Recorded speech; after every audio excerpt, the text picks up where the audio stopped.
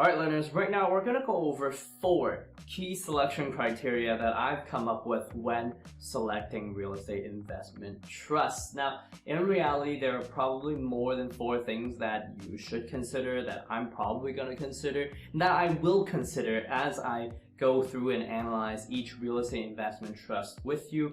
But what I'm going to give you today are the 4 basic ones that you should definitely know if you're even thinking about buying shares into a real estate investment trust and getting a nice cut of that dividend.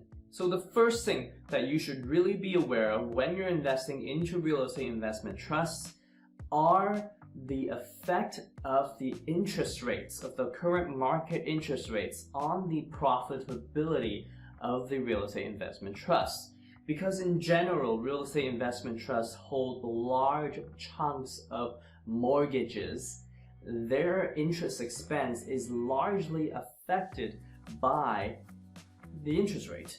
And in the case of mortgage real estate investment trusts, their revenue and their expense is affected by the interest rate. But we're going to focus on the equity real estate investment trusts for now. What do I mean by this? I mean that rental income does not change over the short term. It might change over the long term, but in the short term, a real estate investment trust really makes more money by decreasing vacancy rates, by expanding their portfolio, by investing in more real estate. And the margins, the profit margin they make on that real estate in the form of rental income really depends on the interest payments that might or might not be covered by the rental income. So for example, if a 20% increase in interest rate would increase their interest expense by 20%, and that ends up screwing up the operating cash flows of the company and puts it in the red, then that would be a cause for a red flag in my mind. Now, right now we are in a low interest rate environment, and we have been in high interest rate environments in the past, say in the 1980s, throughout some of the 1990s. But we are also at the tail end of a bull market, and the government's usual response to bull markets ending, to recessions, is decreasing the interest rates even further, even though they are at really historical lows right now already. So I don't see that being a concern in the distant future, but I want to be aware still that interest rates deeply and largely, significantly, materially affect the profitability of real estate investment trusts. Alright, the second factor that you should look for when investing in real estate investment trusts really is the real estate portfolio. What kind of mix of assets does it have? And also you want to look at the quality of the tenants that it has. Is it renting its locations out to random small business owners, or does it have a deal with a large chain like Walmart or Save-On-Foods or Shoppers Drug Mart, any of those large chains? Because if there's a contract in place, then I can be more comfortable understanding that, okay, there's a big client here, they've signed a contract, they're going to be there for a long time. I mean, Superstore isn't going away anytime soon. And so keeping that in mind, there's a certain level of comfort when I know that I can trust the tenants. Another thing to be aware of are the multiple different sectors that a real estate investment trust can be in. So for example, in a recessionary environment, I would not want to own a real estate investment trust that has a bunch of small businesses in the retail sector, because those businesses tend to go out of business in a recessionary environment, the one that I believe is coming up very soon. But let's pretend that their real estate portfolio was mainly hospitals, or was mainly industrial, manufacturing plants, types of real estate that are less resistant to recessions, to changing market conditions. That's the difference between owning a strip mall versus owning a large-scale shopping center.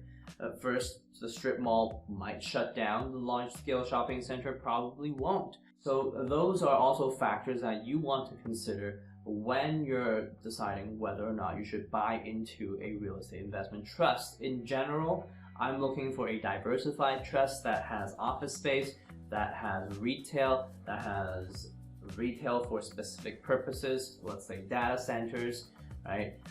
Maybe they have a little bit of manufacturing and industrial. A well-diversified portfolio is what I'm looking for, because I'm not looking to invest into 6 real estate investment trusts. I'm looking to invest in 1, 2, maybe 3.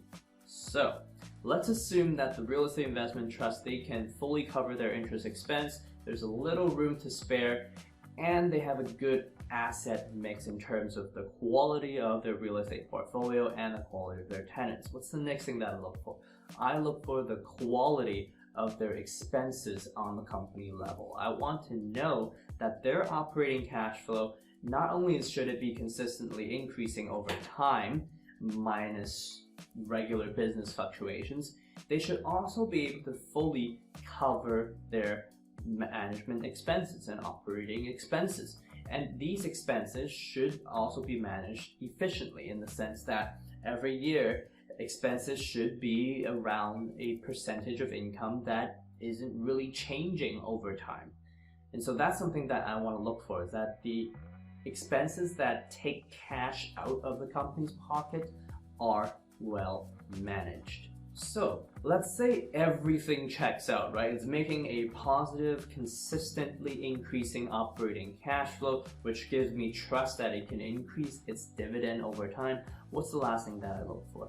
I look for a reliable management team. I want to make sure that the CEO, the CFO of the company, the COOs of the company, they actually have experience in the industry. They've been at the company for a while, and the company wasn't just subjected to a top management change, because, you know, if top management changes, then the whole direction of the company might just change. And that might mean that everything that I've looked at before in the past that has done well might change for the future. And I really want to look at real estate investment trusts that have reliable strategies for growth, that they found something that they're good at and they're going to continue to be good at it, and that they don't need any sort of major overhaul or change to the business structure.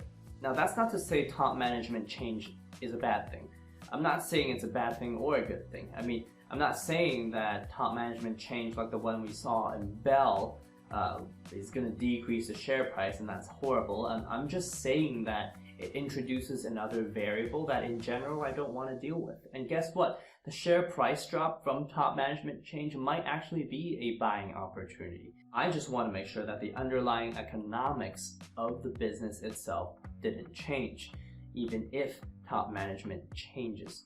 So with these 4 things in mind, right? The interest expense that the company is bearing, the quality of the asset mix and the tenants at the company, the quality that the company is giving when they're managing expenses, and the quality of top management, I want to be able to be pretty sure of a number. And that number is going to be the adjusted cash from operations for the next 10-20 years. I want to have a number in my mind, and then I want to discount that backwards and try to figure out what's the correct market capitalization that would make sense for the company today. And then compare that price that I calculate in my Excel sheet to the current market price to see if it is underpriced, and then make a buying decision based off of that.